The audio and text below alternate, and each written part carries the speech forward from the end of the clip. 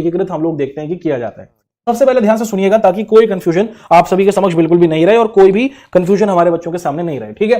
तो 1848 में हम लोग देखते हैं दोस्तों कि जर्मनी को एकीकृत करने की कोशिश की जाती है ना। और इस कोशिश के अंदर 831 लोगों को चुना जाता है। ये 831 लोग जर्मनी को एक संविधान और उसी के साथ साथ आप लोग देखते हैं दोस्तों एक देश, एक राजा के साथ चलाने की कोशिश करते हैं, लेकिन ये असफल हो जाता है। और उसके बाद आप लोग देखते हैं दोस्तों कि समय गुजरता है। उसके काफी समय के बाद हम लोग देखते हैं दोस्तों कि जो पर्शिया था या फिर जिसे हम लोग प्रशा भी कहते हैं, जो जर्मनी का या फिर आप देखते हैं जर्मनी के उन 39 अलग अलग भागों में सबसे बड़ा भूभाग था, इसके राजाओं को समझ में आता है कि भैया हम क्यों बटे हुए हैं, क्यों हम अपने सभी इलाकों को जोड़ ना लें, ये कोशिश की जाती है। तो सबसे पहले आप देखते हैं कि जो प्रशा था ना, इसका जो राजा था ये क्या करता है दोस्तों, ये सोचता है कि हमें जर्मनी को एकीकृत करना होगा। और ये जो प्रशा का राजा था ना, ये क्या करता है दोस्तों, अपने यहां पर एक प्रधानमंत्री को रखता है जिसका नाम क्या था, जिसका नाम था ऑटोमन बिस्मार्क। ये रहे हमारे ऑटोमन बिस्मार्क। तो ऑटोमन बिस्मार्क को जोड़ा जाता है और ऑटोमन बिस्मार्क को ये कहा जाता है कि भैया देखो मैं राजा हूं, मुझे जरूरत है कि हम अपने 39 अलग अलग इलाकों को इकट्ठा करें। और इसके लिए क्या करता है दोस्तों, ये सबसे पहले ये ऑर्डर देता है कि तुम्हें पूरे सभी 39 अलग अलग भागों को जोड़ना होगा। और सबसे पहले बिस्मार्क सेना को मजबूत करता है ना, अपनी सेना को मजबूत करता है। और इसके अंतर्गत आप लोग देखते हैं कि बिस्मार्क इन 39 अलग अलग भागों को जोड़ने के लिए और जर्मनी को एकीकृत करने की कोशिश शुरू कर देता है। इसके तहत आप देखते हैं कि जो बिस्मार्क था वो ऑस्ट्रिया से लड़ता है, डेनमार्क से लड़ता है और फ्रांस से लड़ता है। लगभग 7 सालों तक ये लड़ाई चलती है और इन 3 देशों को आप देखते हैं कि दोस्तों हराता है। किस किस को हराते हैं, 3 युद्ध लड़े जाते हैं बिस्मार्क के द्वारा। डेनमार्क को हराता है, ऑस्ट्रिया को हराता है, फ्रांस को हराता है। और इन 39 अलग अलग भागों में ऑस्ट्रिया ने कब्जा किया हुआ था कुछ पर डेनमार्क ने कब्जा किया हुआ था, कुछ पर फ्रांस ने कब्जा किया हुआ था। हमारा बिस्मार्क क्या करता है दोस्तों, इन सभी इलाकों को जोड़ता है और उसके बाद हम लोग देखते हैं कि जर्मनी का एकीकरण होता है। कब, 1871 में आप देखते हैं दोस्तों कि जर्मनी का एकीकरण हो जाता है। और जो प्रशा था, है ना, जो प्रशा था जिसे हम लोग पर्शिया भी कह रहे हैं, उसका जो राजा था, ये राजा था। और ये जो राजा था ना दोस्तों, जिसका नाम क्या है, ये क्या करता है, ये बिस्मार्क को अपना प्रधानमंत्री बनाता है। और बिस्मार्क भाई साहब फिर 7 सालों में 3 लड़ाइयों को जीतकर पूरे के पूरे जर्मनी को एकीकृत कर देता है। और फिर 1871 में आप लोग देखते हैं कि क्या किया जाता है, ये जो राजा विलियम प्रथम है, इसको समग्र इटली का एकीकृत इटली का राजा बनाया जाता है। और फिर जर्मनी अपनी एक नई मुद्रा बनाता है, एक बैंकिंग बनाता है। और उसके बाद फिर जर्मनी दुनिया के मानचित्र पर हमें एक नए देश के तौर पर दिखता है, ठीक है। मुबारक हो जर्मनी हुआ है। क्या हुआ है, मुबारक हो भैया, जर्मनी हुआ है ना। तो सन 1871 में कुछ इस तरीके से हम लोग देखते हैं दोस्तों कि जर्मनी एकीकृत देश हमें बनता हुआ दिखता है, ठीक। तो यहां तक तो हमने जर्मनी के एकीकरण की कहानी को देखा कि वो किस तरीके से हमें बनते हुए दिखती है, क्या कहानी है, कौन अपना योगदान देता है। तो राजा था, ये तो ऑर्डर दे देता है किसको बेटा, ये ऑर्डर देता है किसको, बिस्मार्क को, है ना। ये किसको ऑर्डर देता है, बिस्मार्क को। बिस्मार्क लड़ता है लड़ाई, कब तक, 3 लड़ाइयां लड़ता है, डेनमार्क से, ऑस्ट्रिया से, फ्रांस से, सारे इलाके को जीत जाता है। और उसके बाद फिर 1871 में पर्शिया के राजा, इसी को पूरे समग्र जर्मनी का राजा बनाया जाता है। फिर जर्मनी अपनी मुद्रा बनाता है और फिर देश को विश्व के मानचित्र पर हम एक नया देश देखने को मिलता है, ठीक है बेटा। आगे बढ़ते हैं, है ना, आगे बढ़ते हैं और इसको हम डिस्कस करते हैं बेटा अच्छे तरीके से, किस तरीके से आगे बढ़ते हुए। यहां पर अब हम लोग जिस बिंदु को डिस्कस करेंगे उसका नाम होगा इटली का एकीकरण, है ना। तो जैसा इटली हमें आज देखने को मिलता है ना, आज से लगभग 300 साल पहले ऐसा नहीं था दोस्तों। इटली 7 अलग अलग भागों में बटा हुआ था। जर्मनी 39 भागों में बटा हुआ था, वहीं जो हमारा इटली है ना, ये 7 भागों में अलग अलग तरीके से बट गया था। 7 मीन्स थाला मीन्स धोनी दोस्तों यहां पर हम लोग डिस्कशन करते हैं कि जो हमारा इटली था वो 7 अलग अलग भूभागों में बटा हुआ था, ठीक है। अब एक एक कर दोस्तों हर एक बिंदु को आप लोग बहुत अच्छे तरीके से समझिएगा ताकि कोई कंफ्यूजन आपके समक्ष नहीं रहे। देखिए ध्यान से सुनिए, पूरा फोकस आप लोगों को यहीं पर रखना है और किसी तरीके का कोई भाग आपके सामने नहीं रहे, कंफ्यूजन नहीं रहे, उसको हम लोग डिस्कस करेंगे, ठीक है। सर पीडीएफ कहां मिलेगा बेटा, क्लास खत्म होने के बाद ना डिस्क्रिप्शन में आपको पीडीएफ का लिंक मिलेगा, तो वहां से आप उसको डाउनलोड कर लीजिएगा। अगर आप कहेंगे तो मैं आपके घर आ जाऊंगा, दरवाजा खटखटाऊंगा, ए चंपाकली पीडीएफ लाए हैं, पीडीएफ ले लीजिए, ऐसा भी कर सकते हैं, ठीक है।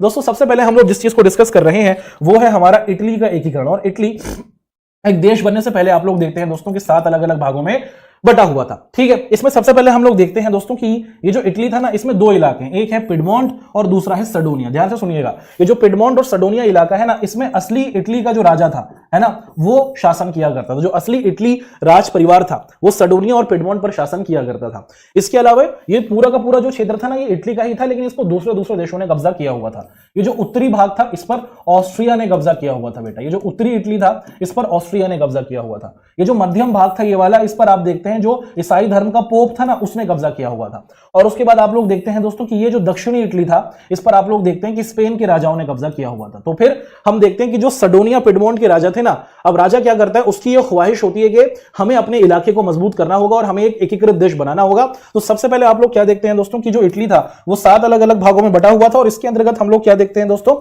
इसके अंतर्गत हम लोग देखते हैं कि ये जो हमारा ये जो हमारा सडोनिया और पिडमोंट का इलाका था, यहीं पर इटली का असली राज परिवार रहा करता था। जो उत्तरी भाग था, ये वाला जो भूभाग था, इस पर ऑस्ट्रिया ने कब्जा कर रखा था, मध्यम भाग पर पोप ने कब्जा कर रखा था और इस वाले भूभाग पर स्पेन के राजा ने कब्जा किया हुआ था। अब होता क्या है, सबसे पहले आप लोग देखते हैं दोस्तों कि ये जो सडोनिया और पिडमोंट हमारा इलाका है, यहां पर जो राजा था वो था ये कौन है दोस्तों, इसको हम लोग देख लेते हैं। ये क्या है दोस्तों, ये जो हमारे राजा थे इनका नाम था विक्टर एम्यूनियल, है ना। तो ये है हमारे विक्टर भाई साहब, विक्टर एम्यूनियल। तो विक्टर एम्यूनियल कहता है कि भैया मैं सडोनिया पिडमोंट का राजा हूं और मुझे तो पूरा का पूरा इलाका चाहिए। राजा कहता है मुझे चाहिए, मुझे पूरा का पूरा राजा चाहिए, है ना।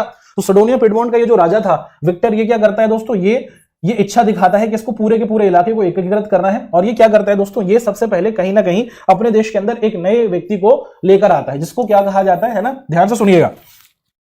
यह है हमारा इटली, इटली के अंदर सडोनिया पिडमोंट है। सडोनिया पिडमोंट का जो राजा है वो है विक्टर। और ये जो विक्टर है दोस्तों, इसके दिमाग में इच्छा उठती है कि हमें पूरे के पूरे इलाके को इकट्ठा करना होगा। और इसके लिए ये क्या करता है, क्योंकि अगर हम इकट्ठा रहेंगे तो हम मजबूत रहेंगे, हम शासन सही से संभाल सकते हैं। तो ये क्या करता है दोस्तों, ये जो विक्टर था अपने यहां पर एक नए व्यक्ति को लेकर आता है, एक प्रधानमंत्री नियुक्त करता है। और इसका नाम क्या है दोस्तों, इनका नाम है कावूर, है ना। तो कहानी में अब एंट्री हो रही है किसकी दोस्तों, आप लोग देखते हैं कि कावूर भाई साहब की एंट्री होती है। और ये जो कावूर थे ना, इनको क्या बनाया जाता है, इनको सडोनिया पिडमोंट का, ये जो सडोनिया और पिडमोंट नामक इलाका है ना, इसका प्रधानमंत्री बनाता है विक्टर। अब इनको ऑर्डर दिया जाता है, राजा है, राजा ऑर्डर देता है अपने प्रधानमंत्री को कि जाओ पूरे इलाके को जीतो। तो जो हमारा कावूर भाई साहब थे ना, ये दिमाग के बहुत चालाक थे। ये क्या करते हैं दोस्तों, ये बहुत ही तेज दिमाग थे और ये फ्रेंच भाषा पर इनका बहुत अच्छी पकड़ थी। ये क्या करते हैं दोस्तों, ये जो हमारे कावूर भाई साहब थे ना, ये क्या करते हैं दोस्तों कि ये सबसे पहले फ्रांस के पास जाते हैं और फ्रांस से कहते हैं कि भाई तुम हमारे दोस्त बन जाओ और अपनी सेना को ना हमारे साथ जोड़ दो। किसके साथ जोड़ दो, सडोनिया और पिडमोंट के साथ अपनी सेना को जोड़ दो। फ्रांस क्यों देगा अपनी सेना, क्योंकि दोस्तों जो फ्रांस का दुश्मन है वो है कौन सा दोस्तों, ऑस्ट्रिया, है ना। और आप देखते हैं दोस्तों कि जो इटली था, है ना, इटली का जो ये वाला भूभाग है, इस पर ऑस्ट्रिया ने कब्जा किया हुआ था, है ना। तो आप देखते हैं दोस्तों कि ये जो कावूर भाई साहब थे, जो प्रधानमंत्री बनते हैं, ये सबसे पहले तरीका अपनाते हैं समझदारी का। और ये क्या करते हैं, ये फ्रांस के शासक से मिलते हैं और फ्रांस की सेना मांगते हैं। फ्रांस की सेना इनके साथ जुड़ जाती है, सडोनिया पिडमोंट की सेना और फ्रांस की सेना इकट्ठा अटैक करती है किस पर, ऑस्ट्रिया के ऊपर। और ऑस्ट्रिया इसको संभाल नहीं पाता और ये जो उत्तरी भूभाग था ये क्या हो जाता है, आजाद हो जाता है और ये सडोनिया पिडमोंट से मिल जाता है। तो चलिए मुबारक हो, सडोनिया पिडमोंट के साथ उत्तरी इलाके को जीत लिया गया। अब क्या किया जाता है दोस्तों, अब जो दूसरा भूभाग है ना, अब क्या होता है दोस्तों, अब इटली के अंतर्गत, सडोनिया पिडमोंट के अंतर्गत हम देखते हैं कि ऑस्ट्रिया को मिला दिया गया है, ऑस्ट्रिया वाले भूभाग को जिता लिया गया, उत्तरी भूभाग को। अब इसके बाद आप लोग देखते हैं दोस्तों कि ये जो कावूर था ना, ये एक नए व्यक्ति को कॉल आउट करता है, किसको, ये बुलाते हैं इनको। ये कौन है दोस्तों, ये है हमारे गैरीबाल्डी, है ना। और गैरीबाल्डी कौन थे दोस्तों, आप लोगों को दिखता है कि नाविक थे, बहुत अच्छी नाव चलाते थे, बहुत जबरदस्त तौर पर इनका भी बहुत तेज दिमाग चलता था, है ना। तो क्या किया जाता है दोस्तों कि सडोनिया पिडमोंट के जो प्रधानमंत्री थे, कौन, सडोनिया पिडमोंट के जो प्रधानमंत्री रहे थे कावूर भाई साहब, ये कावूर भाई साहब किसको बुलाते हैं दोस्तों, गैरीबाल्डी को बुलाते हैं। गैरीबाल्डी आ जाते हैं और गैरीबाल्डी से कहा जाता है कि तुम अब स्पेन वाला जो भूभाग है ना, ये तुम्हें जाकर जीतना है। तो गैरीबाल्डी क्या करते हैं दोस्तों, अपने साथ बहुत से लड़कों को जमा करते हैं और उसके बाद ये एक संगठन बनाते हैं, है ना, अपनी एक टीम बनाते हैं, जिसको कहा जाता है लाल कुर्ती सेना। क्या कहा जाता है दोस्तों, लाल कुर्ती सेना। और ये अपनी लाल कुर्ती सेना के साथ क्या करते हैं दोस्तों, दक्षिणी इटली की तरफ पहुंचने लग जाते हैं और ये यहां पर पहुंचकर यहां के जो किसान थे ना, उनको अपने साथ मिला लेते हैं। तो यहां के किसान और गैरीबाल्डी की ये जो लाल कुर्ती सेना थी, ये सभी लोग अटैक करते हैं स्पेन के राजाओं पर और स्पेन के राजा इसको संभाल नहीं पाते और फिर वो भी छोड़कर भाग जाते हैं। और उसके साथ आप देखते हैं दोस्तों कि स्पेन वाला जो भाग, ये जो दक्षिणी इटली वाला भाग था, उसको भी सडोनिया पिडमोंट के साथ मिला दिया जाता है, ठीक। और इसके कुछ समय बाद आप लोग क्या देखते हैं दोस्तों, इसके कुछ समय बाद पोप को भी समझ में आ जाता है कि भैया सडोनिया पिडमोंट के साथ उत्तरी भूभाग भी जीत लिया, उसी के साथ दक्षिणी भूभाग भी गैरीबाल्डी ने जिता दिया। उसके बाद कुछ समय के बाद ये जो मध्य भाग था, जिसमें पोप का शासन था, पोप चुपचाप आकर क्या कर देता है, अपने कहता है कि भैया मुझे अपने साथ मिला लीजिए, पूरे देश के साथ मिला लीजिए, है ना। और उसके बाद आप लोग देखते हैं दोस्तों कि कहीं ना कहीं जो पूरा का पूरा इटली था उसका हमें एकीकरण होता हुआ दिख जाता है। और फिर 1861 में आप लोग देखते हैं कि जो हमारे विक्टर भाई साहब थे, जो सडोनिया और पिडमोंट के शासक थे, है ना, ये ऑस्ट्रिया को जीत चुके हैं, ऑस्ट्रिया वाले इलाके को जीत जाता है, ये दक्षिणी इटली को जीत जाता है।